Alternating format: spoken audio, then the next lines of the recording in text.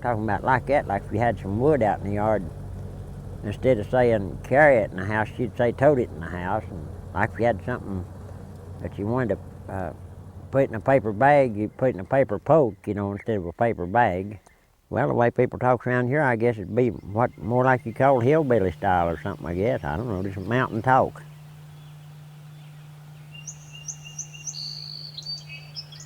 Most of your local people have your mountain talk. That's the way you can tell the mountain people from your outsiders, by their language they use. Say, I'll see you over yonder. It means I'll see you like in Waynesville. It's a mountain talk coming. Never, nothing stops. It's like a singing, you know. We're kind of like we're singing. Lita said we're singing, not talking, you know. Yeah, I like my mopeds.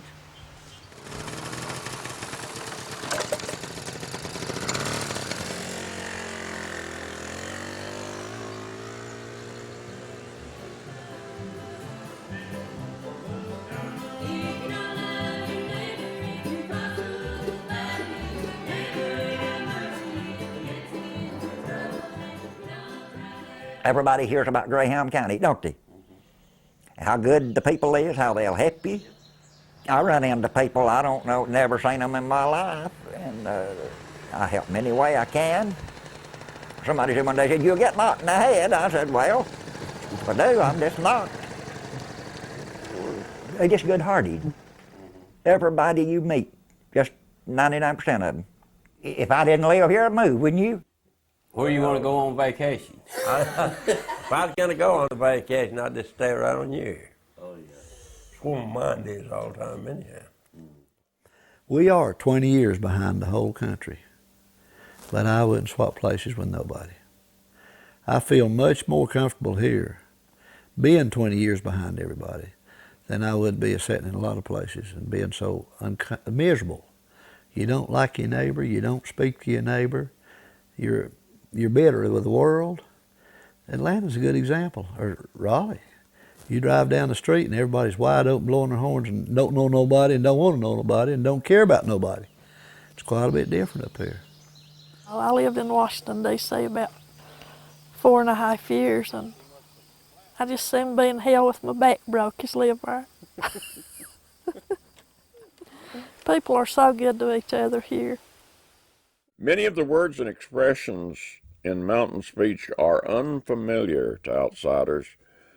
Scots-Irish settlers brought much of the vocabulary from Europe, but many new words and expressions were invented here by their descendants.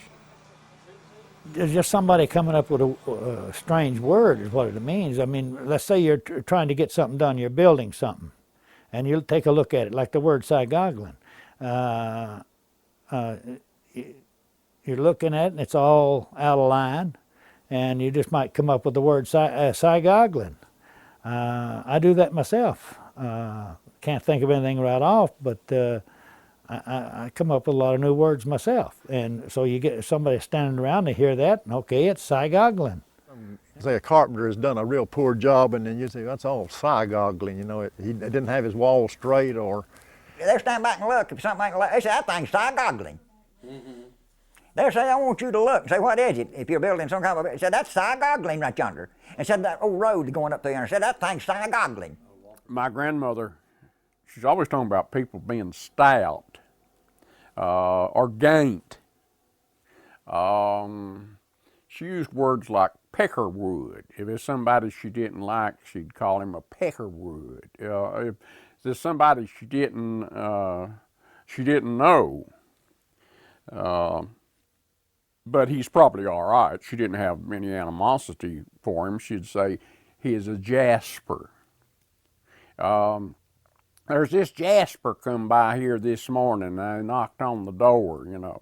But if it's a salesman, there's this peckerwood out there on the porch.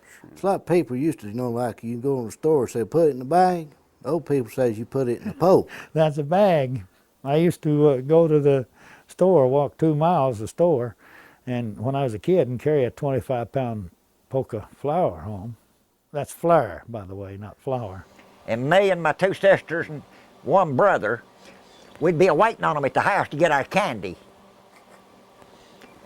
Saul, the older man I was talking about, had a little poke of candy. He said, well, I forgot to get anything. Boy, we'd scream. Oh, here it is. Plum was a common word when I was growing. Plum this and plum that. Plum over there. Well, he was just plumb wore out. That copper mine, that vein, they tunneled under the ground, plumb out through here to Snowbird. Like the wind was blowing, you know, a lot of air. They would say it's very Irish outside. Irish, it means it's a little bit chilly outside. It means it's Irish, that means it's chilly today. It's Irish today right now as we speak. The air is blowing and breezy. They go to, store and buy a Coke. They call them dopes back in. I don't know if you ever heard anybody say that or not. That's what we drank when I was a kid. And it was called, they had Knee-High, they had Pepsi-Cola, Royal Crown Cola. A lot of them, that was dope. Oh, a dope. You're talking about like a soda pop, soda water, yeah. Yeah, soda water, yeah, dope. That's all they ever called them around here as a kid. I mean, that's... Now, if you go up toward Ernestine's place up there, stop along there about where you turn up to Tony's there in them pine patch, right, and along with that log house, you probably see a boomer right there. A lady come through, she said, oh, I said, that's a pretty boomer. She said, a boomer? What's a boomer? You know what a boomer is, don't you? You ever see one? What's a boomer? They make a lot of chatting noises. They're about the size of a wharf rat. A wharf rat? Yeah, a wharf rat. Big old rat. A boomer is like a little squirrel. It's not a squirrel. It's a mix between a gray squirrel and a chipmunk. Except it's red. Can you eat them? Yeah. She said, that's a red squirrel. I said, well, to me, it's a boomer. We always called it boomers. Say it's an old skull. I mean, that's old dad land. Won't grow nothing, you know. They call it skull. I don't know if you ever heard that, or I know you have. Call it a skull, poor land. That's like a carburetor in my van, all gommed up with all that old dirty stuff. Gom? Means like it's all cluttered up, gommed up. Yeah, that means it's in a mess. That's what I would say. They didn't know they were talking such educated folks, did they? I know.